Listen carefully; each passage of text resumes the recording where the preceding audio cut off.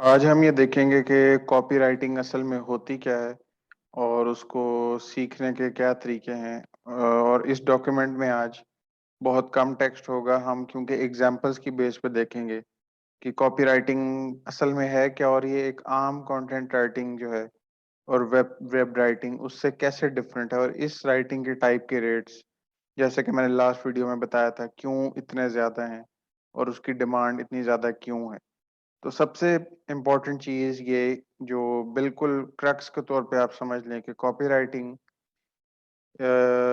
आम राइटिंग से इसलिए डिफरेंट है कि आम राइटिंग जब हम करते हैं वेबसाइट्स के ऊपर तो उसका मकसद हमेशा ये नहीं होता कि आप यूज़र को कोई चीज़ सेल कर सकें। लेकिन कॉपीराइटिंग जो है वो जब भी होगी उसका मेन इंटेंशन यही होगा कि यूज़र उस टेक्स्ट को पढ़ने के बाद बाय के बटन पे क्लिक कर दे, बाय समथिंग, या सब्सक्राइब कर ले, या सेल इनिशिएट कर दे, या कुछ भी हो, एंड रिजल्ट उसका रेवेन्यू की बेस पे जनरेट हो। और कॉपीराइटिंग की जो ओरिजिन है वो लेटेस्ट नहीं है, वो बहुत पुराना है। जैसे कि हम एग्जांपल्स में देखेंगे तो इसलिए कॉपीराइटिंग की डिमांड और उसकी सैलरीज और उसके रेट्स इसलिए ज़्यादा हैं कि वो डायरेक्टली सेल्स पे इफेक्ट करता है। तो अगर आप इतने अच्छे राइटर हैं कि आपकी टेक्स्ट को पढ़ने के बाद लोग चीज़ खरीद लेते हैं या चीज़ को सब्सक्राइब कर लेते हैं, कोई सर्विस है या वेबसाइट है, तो दैट मीन्स कि आप एक बहुत अच्छे कॉपी राइटर हैं और कंपनीज आपको बहुत ज़्यादा मनी देने के लिए रेडी होंगी। इसकी एग्जांपल के लिए मैं कॉपी राइटिंग के लिए जब भी शुरू करता हूँ एग्जांपल्स, तो मैं वॉल स्ट्रीट जर्नल से शुरू करता हूँ कि एक तो ये कि ये स्वाइप वेबसाइट, अगर आप वाकई सीरियस हैं ये राइटिंग सीखने में, कॉपी राइटिंग, तो स्वाइप डॉट सी ओ बहुत अच्छी वेबसाइट है एग्जाम्पल्स के लिए। अच्छा, इस एग्जाम्पल से मैं इसलिए शुरू करता हूँ कि वॉल स्ट्रीट जर्नल अब तो जाहिर बात है दुनिया में बिजनेस न्यूज़ का सबसे बड़ा जो सोर्सेज उनमें से एक सोर्स है। लेकिन डेकेड्स अगो ये वेबसाइट्स पे नहीं, ये प्रिंट पब्लिकेशन थी और अब भी जाहिर बात है प्रिंट में है। तो उस वक्त इसके सब्सक्राइबर्स लेने के लिए कंपनी ने दो लोगों को हायर किया कि हम इसकी मार्केटिंग करें, और उन दो लोगों ने एक लेटर लिखा था, जो लेटर अब आपके सामने है और दुनिया में इसकी एग्जांपल्स दी जाती हैं। और इस लेटर को बाय पोस्ट लाखों अमेरिकन को उनके घरों में पोस्ट किया गया जैसा कि पहले होता था।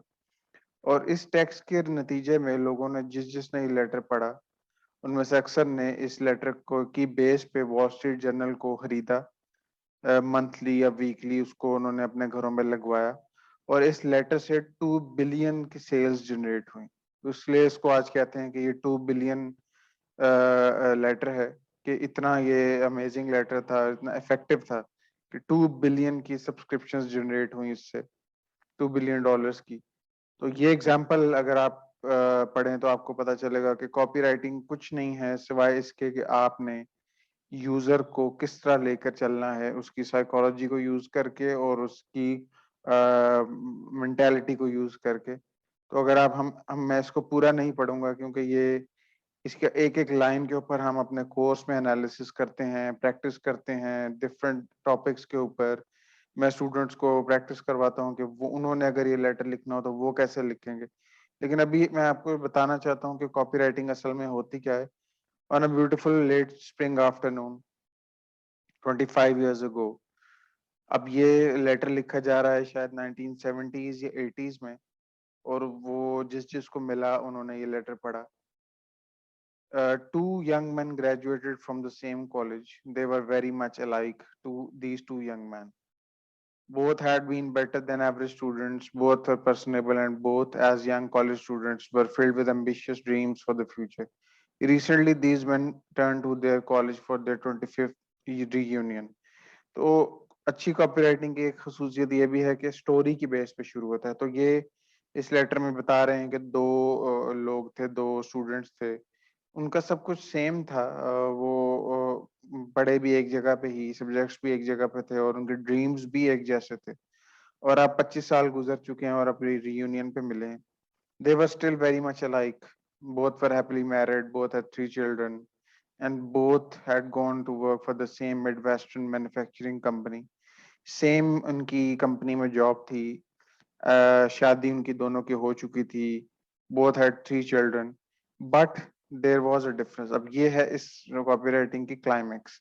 One of them was manager of a small department, the other was its president. उसी कंपनी में एक मैनेजर था, एक आर्म से डिपार्टमेंट का, और एक प्रेसिडेंट था।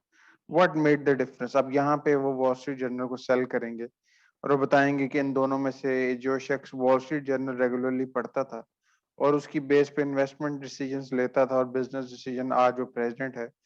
और जो नहीं करता था वो आज एक छोटे से डिपार्टमेंट में है।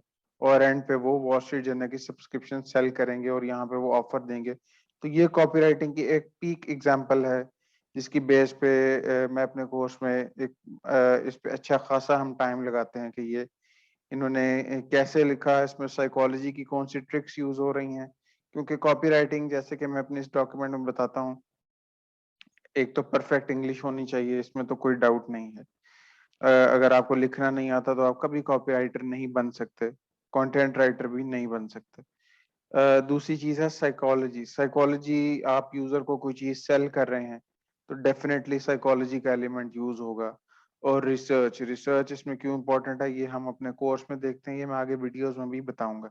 तो ये चीजें जब मुकम्मल हों तब आप एक अच्छे कॉपी राइटर बन सकते हैं, तब कंपनीज आपको दे सकते हैं। अगर आप सिर्फ अच्छी इंग्लिश लिख लेते हैं लेकिन यूजर को स्टोरी आपको राइट करना नहीं आता या उसकी साइकोलॉजी को यूज करना नहीं आता, तो आप अच्छे कॉपीराइटर नहीं बन सकते, शायद अच्छे कंटेंट राइटर बन सकें।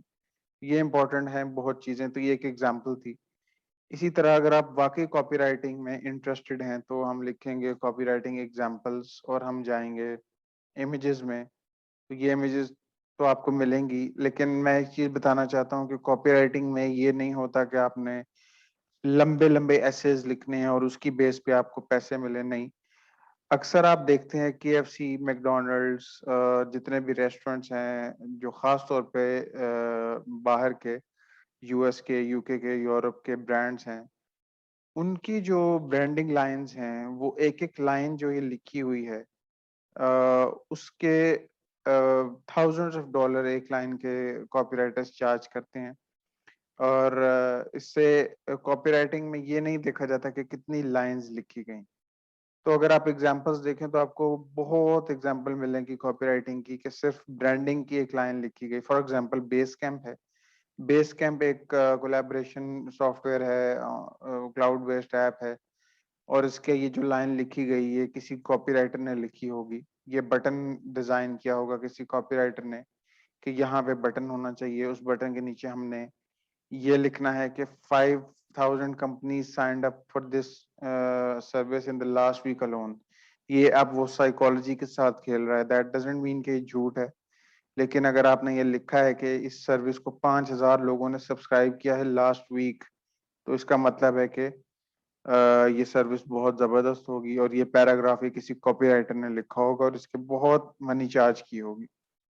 इसी तरह आप एग्जांपल्स देखेंगे केएफसी के, मैकडॉनल्ड्स के जो ब्रांडिंग है वो भी कॉपीराइटर्स करते हैं। जहां पे भी आप ब्रांड्स देखें वो कॉपीराइटर्स डिसाइड करते हैं। You are ready to grow, now what, put your best foot forward with all in one marketing platform that grows with you. ये किसी मार्केटिंग वेबसाइट की की कॉपीराइटिंग है, जिससे आप एग्जांपल्स देख सकते हैं। इसी तरह मैं मजीद एग्जांपल्स दिखाना चाहता हूँ। ये तो वॉल स्ट्रीट जर्नल की एग्जांपल आपको हर जगह नजर आएगी। एक और बहुत फेमस राइटर दुनिया में जिनसे बहुत ज्यादा कॉपीराइटर सीखते हैं वो हैं Gary हेल्बर्ट।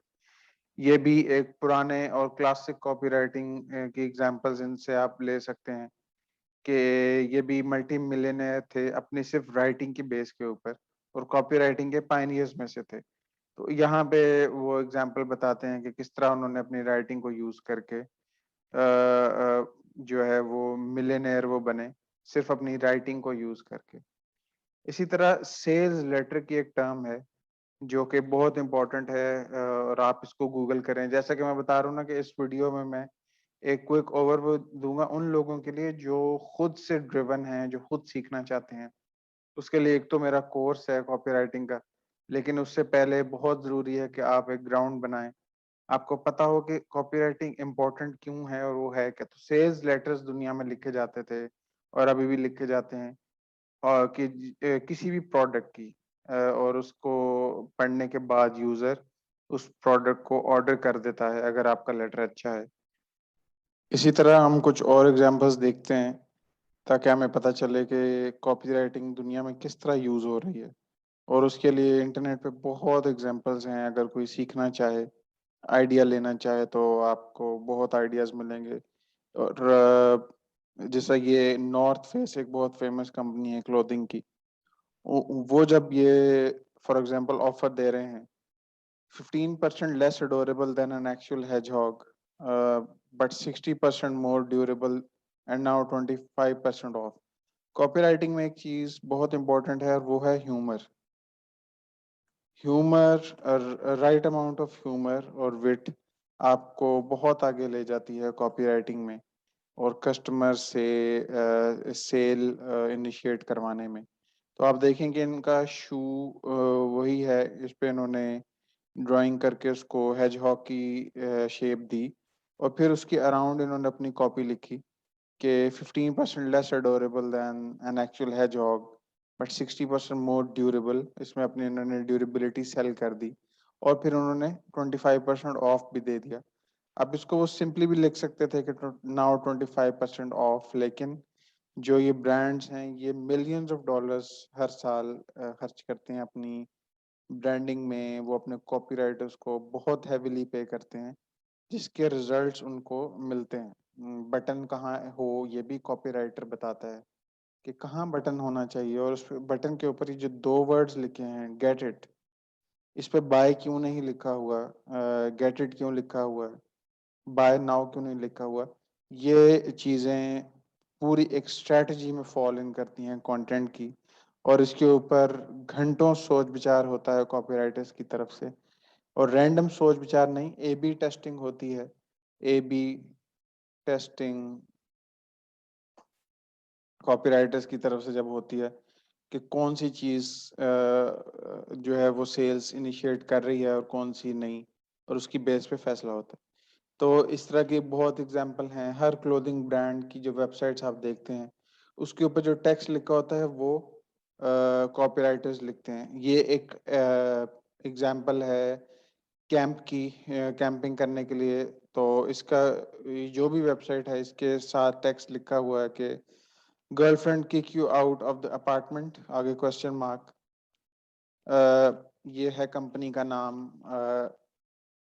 You got you covered, तो हैज यू कवर्ड। तो इन्होंने यानी कि कहा है कि इसमें भी इन्होंने ह्यूमर यूज किया है कि अगर आपको आपकी गर्लफ्रेंड ने निकाल दिया है अपार्टमेंट से, this company has got you covered, वो आपको ये प्रोडक्ट दे रही है कि आप कैंपिंग करें।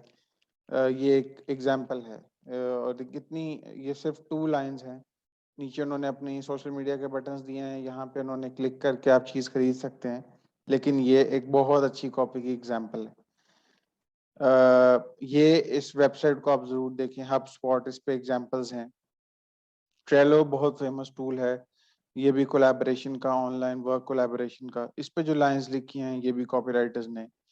ये एक ट्रेलो में बोर्ड्स का कॉन्सेप्ट होता है कि कौन से बोर्ड्स होंगे, इस पे क्या लिखा जाए, टू डू, डूइंग, डन, ये भी कॉपीराइटर्स डिसाइड करते हैं। अब सॉफ्टवेयर कंपनीज में एक डोमेन आ रही है माइक्रो कॉपी की, कि माइक्रो कॉपी का मतलब है कि अगर मैं एक सॉफ्टवेयर यूज कर रहा हूँ तो उसके ऊपर जो बटन्स पे टेक्स्ट है या बार्स पे, वो भी कॉपीराइटर्स डिसाइड करते हैं। वो एक डिफरेंट, उस पर हम वीडियो बनाएंगे कि उसकी क्या मार्केट में डिमांड है और फ्रीलांसिंग में आप उससे कैसे मनी मेकिंग कर सकते हैं। इस तरह की बहुत एग्जांपल्स आपको मिलेंगी। कॉपीराइटिंग की एक और एग्जांपल है ईमेल मार्केटिंग। ईमेल मार्केटिंग में भी कॉपीराइटिंग यूज होती है। और एक और एग्जांपल है वेबसाइट्स के ऊपर। वेबसाइट्स के ऊपर जब आप हेडलाइंस बनाएं, बज़ फीड, अगर हम बज़ फीड को देखें, ये क्लिक बेट में एक लीडिंग वेबसाइट है। इनकी ट्रैफिक जो है वो मिलियंस में है, बहुत ज़्यादा ट्रैफिक है। हम देखते हैं कितनी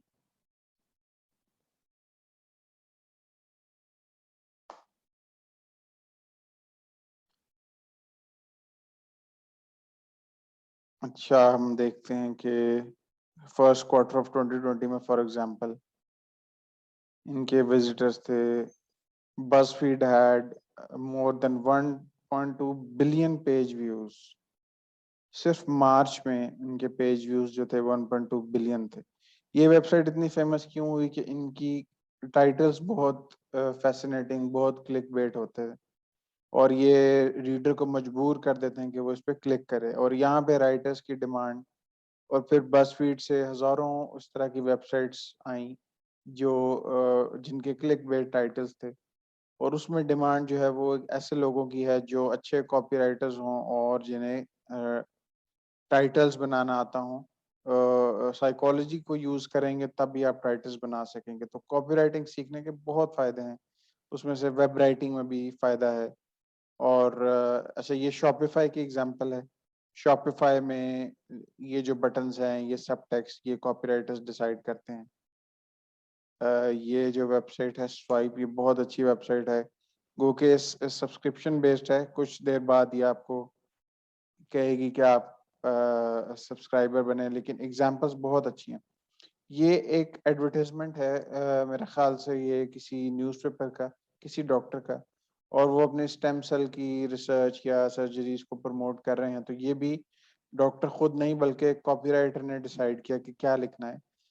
और ये वेबसाइट जो है ये इसलिए अच्छी है कि ये आपको हर लाइन क्या बताती है कि ये क्यों लिखी गई और इसका क्या फायदा है। Stem cell research reveals a secret to looking up 15 years younger than your age. तो यहाँ पे उन्होंने हुक कर लिया रीडर को कि आप 15 साल अपनी उम्र से यंग लग सकते हैं। When promoting anything health related, having scientific research and studies to back up your claim is huge. जब भी कोई ऐसा क्लेम करें तो उसको रिसर्च से जरूर क्लेम बैक करें। सिर्फ खाली दावे ना करें। Reduce your wrinkles up to 56% for the first month. अब ये एक बहुत जबरदस्त एग्जांपल है कॉपी राइटिंग की, कि इसने एक तो exact figure they the percentage की, 56% अपने रिंकल्स को कम करें इन द फर्स्ट मंथ। तो टाइम पीरियड भी दे दिया, एब्सोल्युटली फ्री भी लिख दिया।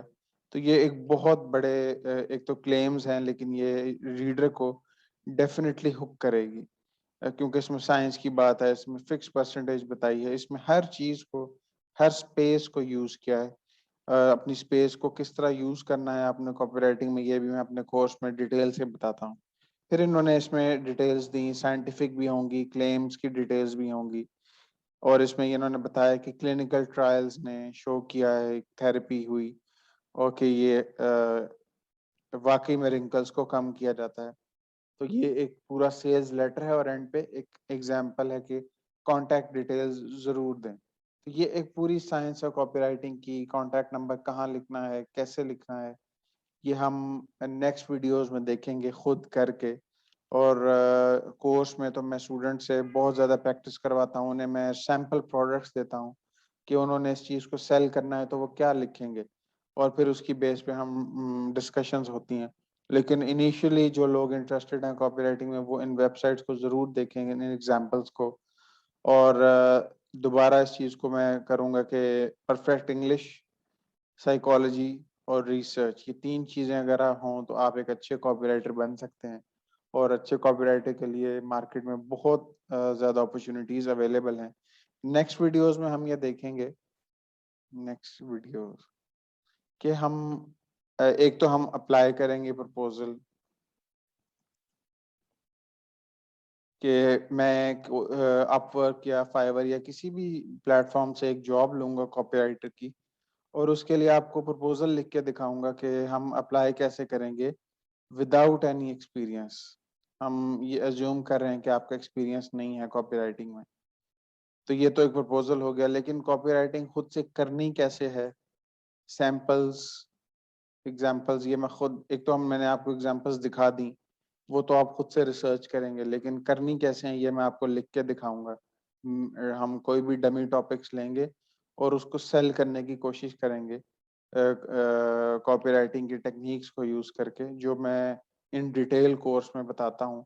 और उस पर हम घंटों डिबेट करते हैं और मैं आपको ट्रिक्स बताता हूँ स्टूडेंट्स को साइकोलॉजी की भी और राइटिंग की तो मेन कोर है। ये सब कुछ आपकी राइटिंग के ऊपर खड़ा है। अगर आप राइटिंग करना जानते हैं तो ये आप सब कुछ सीख सकेंगे। इसी से रिलेटेड हम डिफरेंट एग्जांपल्स हम देखेंगे नेक्स्ट वीडियोस में।